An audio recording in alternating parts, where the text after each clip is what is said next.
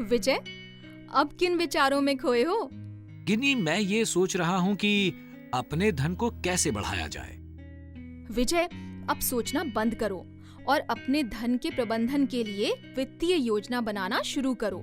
आप सही कह रही हैं गिन्नी, मुझे अपने धन का प्रबंधन शुरू कर देना चाहिए। आप मुझे इसका तरीका बताइए। वित्तीय योजना बनाने की प्रक्रिया एक निरंतर चक्र के समान है। आप वित्तीय लक्ष्य निर्धारित करके इसे शुरू कर सकते हो। वित्तीय लक्ष्य? हाँ विजय, वो कौन से वित्तीय लक्ष्य हैं जो आप पाना चाहते हैं?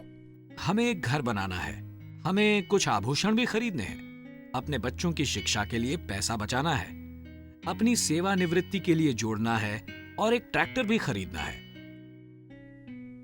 अच्छा, अब हर लक्ष्य को पाने की समय सीमा निर्धारित करो और हर लक्ष्य की प्राप्ति के लिए कितने धन की आवश्यकता है वो मालूम करो। आपको अपने लक्ष्यों की प्राप्ति के लिए कितने रुपए प्रति माह बचाने होंगे, इसका हिसाब लगाओ। इनका कुल आपको आपका मासिक बचत लक्ष्य बताएगा। ये तो बहुत ज्यादा है। मैं जो चाहता हूँ वो सब मुझे नहीं मिल पाएगा। हाँ, आपको सब नहीं मिल सकता, इसलिए आपको आपके लक्ष्यों की प्राथमिकता तय करनी होगी। आप सही कह रही हो गिन्नी। लक्ष्यों की प्राथमिकता जानना महत्वपूर्ण है। कुछ लक्ष्य ज्यादा महत्वपूर्ण होते हैं, जैसे कि बच्चों की शिक्षा के लिए पैसे बचाना गहने खरीदने से ज्यादा जरूरी है। हाँ विजय, इसके अलावा कुछ लक्ष्य दीर्घकालिक होते हैं, जैसे कि आपकी सेवानिवृत्ति की योजना, और कुछ लक्ष्य अल्पकालिक होते हैं, जैसे कि गहने खरीदना। आप कोशिश करके उन्हें संतुलित कर सकते हैं। आप लक्ष्य को पाने के लिए समय सीमा बढ़ा सकते हैं या लक्ष्य को प्राप्त करने के लिए पैसा कम कर सकते हैं। समझ गया। मैं और मेरी पत्नी हमारे लक्ष्यों पर चर्चा करेंगे।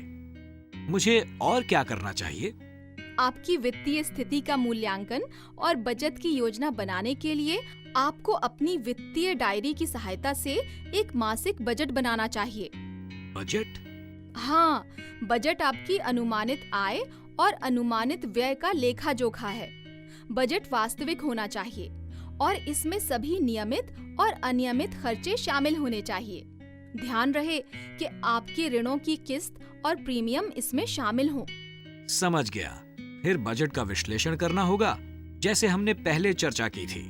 मुझे चाहतों पर खर्च कम करना है और अपनी आय बढ़ाने की कोशिश करनी है, जिससे कि मैं ज्यादा बचत कर सकूं।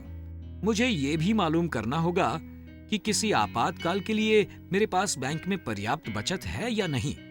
हाँ विजय, यदि आपको अपने लक्ष्यों को प्राप्त करना है तो आपको बचत करनी होगी और निर्देश करना होगा, लेकिन इससे पहले आपको ये सुनिश्चित करना चाहिए कि आपके पास आपके परिवार और संपत्ति की रक्षा के लिए पर्याप्त बीमा है कि नहीं। हाँ, हम हिसाब लगा रहे हैं कि हमें कितना जीवन बीमा एवं सामान्य बीमा कराना है, जिसमें स्वास्थ्य बीमा भी शामिल है। पर गिन्नी, मैं अब भी अपने ऋणों से परेशान हूँ। विजय, आपको एक निर्धारित अवधि में अपनी देनदारियां कम करनी होंगी।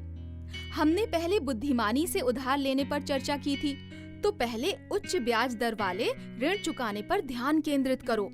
ऋण तभी लो जब अति आवश्यक हो और ऋण लेने से पहले सभी विकल्पों की तुलना करो।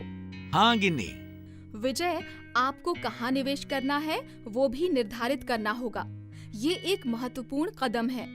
अपने निवेश के विकल्प समझदारी से चुनें और उनसे जुड़ी जोखिम ध्यान में रखें। निवेश और बचत के स्वर्णिम नियम मत भूलना, आपको याद है ना? हाँ हाँ गिन्नी, मुझे याद है। शीघ्र शुरू करें, निवेश ज्यादा करें और नियमित निवेश करें। बहुत अच्छे विजय, मैं दोहरा रही हूँ, वित्तीय नियोजन एक सतत प्रक्रिया है। ये एक बार का काम नहीं है। अपने लक्ष्यों और अपने बजट की नियमित समीक्षा करना आवश्यक है। आपको समय समय पर अपने लक्ष्यों पर अपनी बचत और निवेश के आधार पर पुनर्विचार कर उन्हें अधिक वास्तविक भी बनाना पड़ेगा। शुक्रिया गिन्नी, मैं सब समझ गया। मैं और मेरी पत्नी आज से ही वित्तीय योजना की प्रक्रिया शुरू करेंगे। शाबाश। और हाँ विजय, योजना के बारे में कोई सलाह लेनी हो तो वित्तीय सलाहकार से निसंकोच मदद ले लेना। आपका और आपके परिवार का भविष्य सुरक्षित और खुशहाल हो। शुभकामनाएं।